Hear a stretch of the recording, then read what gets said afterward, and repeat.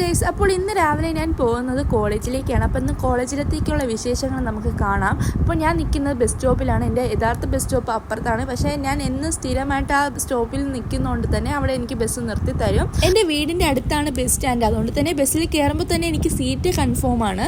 എത്ര വെയിലടിച്ചാൽ പോലും ഞാൻ ബസ്സിലെ സൈഡ് സീറ്റിൽ തന്നെ ഇരിക്കും. പാട്ടും കേട്ട് പോകുമ്പോൾ 1 മണിക്കൂർ പെട്ടെന്ന് പോകും. പിന്നെ പോണ വഴിക്ക് നല്ല വിരിഞ്ഞിക്കുന്ന ഒരു ആമ്പൽ കണ്ടു. കോളേജിലെത്തിയപ്പോഴേ നമ്മുടെ ക്ലാസ് റൂം ഓപ്പൺ അല്ലായിരുന്നു. അങ്ങനെ ഞങ്ങൾ അപ്പുറത്തെ ക്ലാസ്സിലേക്കാണ് പോയിരുന്നത്.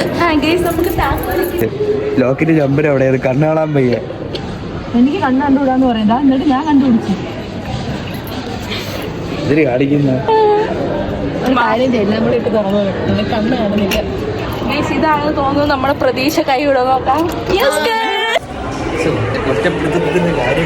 ക്ലാസ് റൂമൊക്കെ ഓപ്പൺ ആക്കി നമ്മൾ ക്ലാസ് ടൈം സ്റ്റാർട്ടായി. അപ്പോൾ നമുക്ക് ഫസ്റ്റ് പീരീഡ് തൻസി ടീച്ചറായിരുന്നു. അങ്ങനെ ഞങ്ങൾ ടീച്ചറിൻ്റെ ക്ലാസ് കഴിഞ്ഞതിന് ശേഷം നമ്മൾ പ്രോജക്റ്റ് ടോപ്പിക്ക് കണ്ടുപിടിക്കുകയായിരുന്നു ഓരോരുത്തരും. നമുക്കിപ്പോൾ ഫൈനൽ ഇയർ ആയതുകൊണ്ട് തന്നെ നമുക്ക് പ്രോജക്റ്റ് സ്റ്റാർട്ടായി. കേരളത്തിലിപ്പോൾ നല്ല ചൂടായതുകൊണ്ട് തന്നെ നമ്മൾ കൂടുതലും കുടിക്കേണ്ടത് വെള്ളമാണല്ലോ. അങ്ങനെ ഞങ്ങൾ ക്യാൻറ്റീനിൽ പോയിട്ട് വെള്ളം വാങ്ങാൻ പോവുകയാണ്. ക്യാൻറ്റീൻ കയറിയപ്പോഴത്തേക്ക് അവിടെ വലിയൊരു ഡയറി മിൽക്ക് ഇരിക്കുന്നത് കണ്ടു. അപ്പോഴാണ് ഞാൻ ഓർത്തേ ഈ വരുന്ന ഫെബ്രുവരി 14 വാലന്റൈൻസ് ഡേ അല്ലേന്ന്.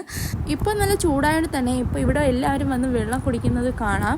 ഞാനിങ്ങനെ ആലോചിക്കാം ഇനി നോമ്പ് ടൈമിൽ എന്താണ് അവസ്ഥയെന്ന്. അങ്ങനെ ക്ലാസ് കഴിഞ്ഞ് ഞങ്ങൾ 3 പേരും കോളേജിൽ നിന്ന് 3:10 ആകുമ്പോഴാണ് ഇറങ്ങുന്നത്. പിന്നെ നടക്കാനുള്ളത് തന്നെ നേരത്തെ നമ്മൾ ഇറങ്ങും.